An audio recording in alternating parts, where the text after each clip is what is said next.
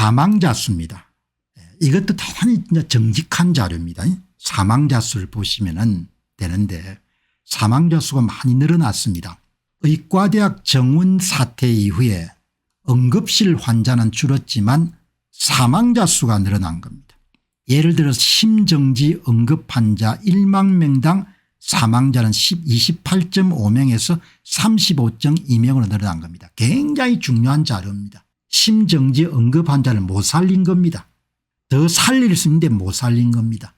만 명당 28.5명의 사망자가 35.2명으로 늘어난 겁니다. 몇 명 늘어나지 않았는데 이렇게 보면 안 되는 겁니다. 대단히 중요한 자료인 겁니다. 응급의료하고 배후 의료가 이런 돌아가지 않으면서 심정지 응급환자가 이렇게 죽은 겁니다. 이게 대단히 정직한 자료인 거죠. 응급실을 찾은 환자는 줄었습니다. 왜? 경증질 환자는 응급실에 받지 않는다고 그렇게 하니까. 그런데 권역응급의료센터 사망이 가장 크게 늘어났는데 2023년에는 응급환자 1000명당 6.4명이 사망했는데 올해는 8.5명으로 2.1명 증가했다. 대단히 중요한 자료지 않습니까? 응급위기가 발생하게 되면 사망자가 1000명당 6.4명에서 8.5명으로 늘어난 겁니다. 지역응급의료센터와 지역응급의료기관 역시 응급환자 1000명당 사망자가 1.2명 0.4명 늘어났다. 어마어마하게 정직한 자료들인 거예요. 지금 무슨 일이 일어나고 있는지를 어떤 편견 없이 볼 수가 있는 그 자료인 거죠. 응급실 내원 당시에 심정지 상태였던 응급환자 1만 명당 사망자는 2023년에 28.5명에서 2024년에 35.2명으로 6.7명이 늘어났다. 강력한 경보인 겁니다.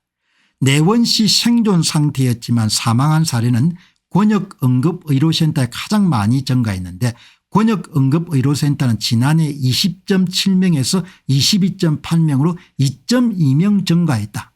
지역응급의료센터는 10.1명 10.8명으로 0.7명 늘어났다. 그래서 장례식장이 여러분들 상급종합병원의 장례식장이 붐볐던 겁니다.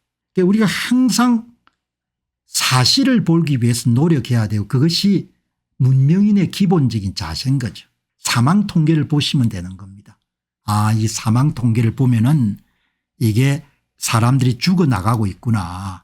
이 보시게 되면 심정지 상태에 있는 환자가 지난해 28명에서 올해 35.2명으로 만 명당 사망자가 늘어난 겁니다.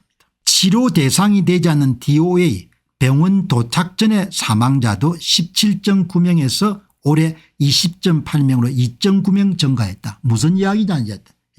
시간 단축이 이루어지지 않고 이렇게 병원을 찾는 동안에 사람들이 많이 죽어나가는 겁니다.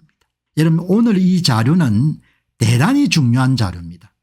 이 자료는 이 문제 많은 김윤 씨 꼭 여기다 이걸 박아야 되는지 모르겠어요. 밑에 있지 않습니까? 국립중앙의료원 김윤 의원실 재구성 꼭 그렇게 뭡니까? 이게 내가 했습니다. 이렇게 이번 의과대학 정원에 크게 이름 올린 데 기여한 사람이 김윤 교수지 않습니까? 이런 경우도 처음 봤네요. 에휴 인간들. 이 보시면은 전체 응급환자 1000명당 사망자가 0.9명이 늘어난 겁니다. 1000명당. 그리고 전원 다른 병원으로 옮긴 게 0.9명이고 중증 환자 1000명당 전원 환자 수가 7.2명 중증 환자 1000명당 사망 환자 수가 1.6명이 늘어난 겁니다. 지역기관에서는 77명에서 78.6명 이렇게 여러분들 지금 늘어난 거죠.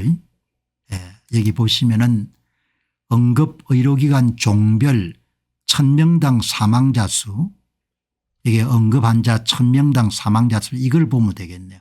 권역센터는 2.1명이 늘어났고 1000명당 지역센터는 1000명당 1.2명이 늘어났고 지역기관은 1000명당 0.3명이 늘어났네요.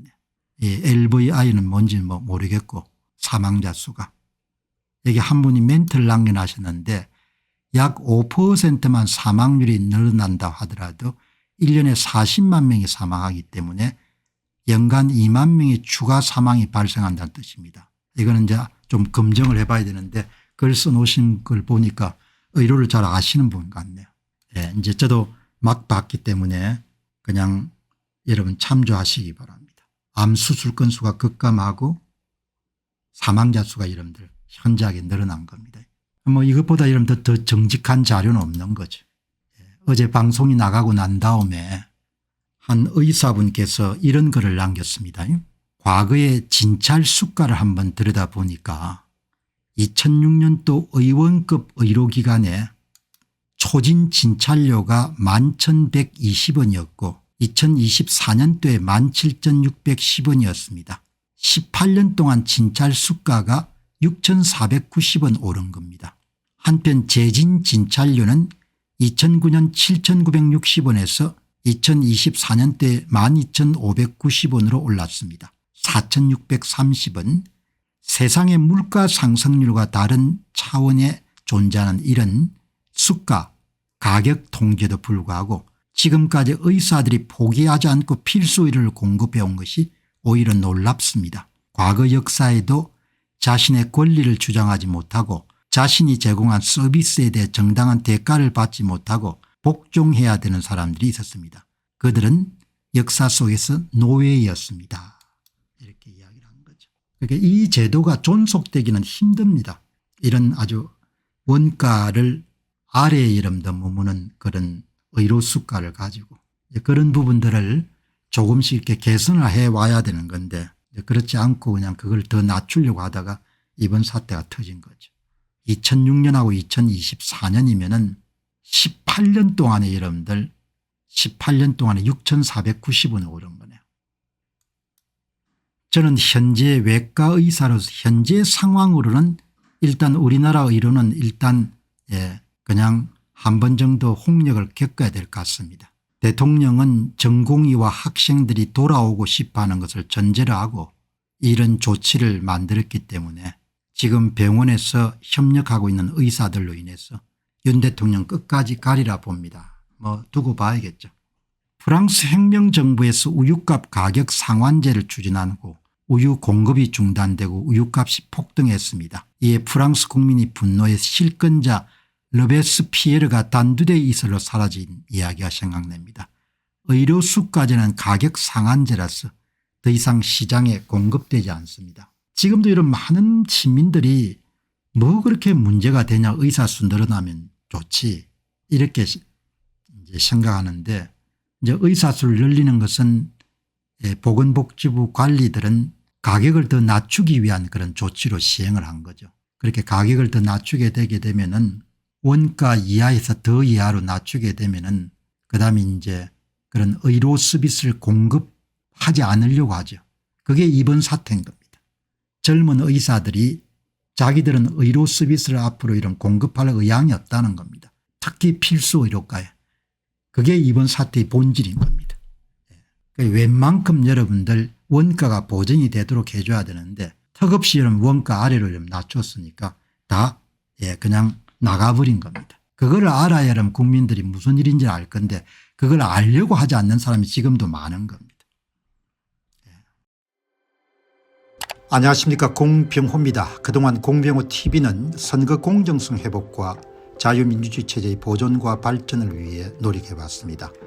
이런 노력들이 지속될 수 있도록 공병호 TV의 정기 후원 프로그램이자 멤버십 프로그램을 소개해드립니다. 뜻 있는 분들의 관심과 동참을 부탁드립니다. 선거 공정성 회복을 위한 노력을 지지하시고 훌륭한 나라 만들기에 동참하시는 시청자분들이시라면 구독 버튼 바로 옆에 있는 가입 버튼을 통해서 정기 후원 프로그램에 가입할 수 있습니다. 가입 버튼을 누르시면 공병호TV의 후원자가 되시게 됩니다. 여러분의 후원이 선거 공정성 회복을 위한 노력에 힘을 더할 수 있을 뿐만 아니라 자유민주주의 체제의 수호를 그리고 발전을 통해 여러분과 후손들의 삶에 빛과 소금이 될 것입니다.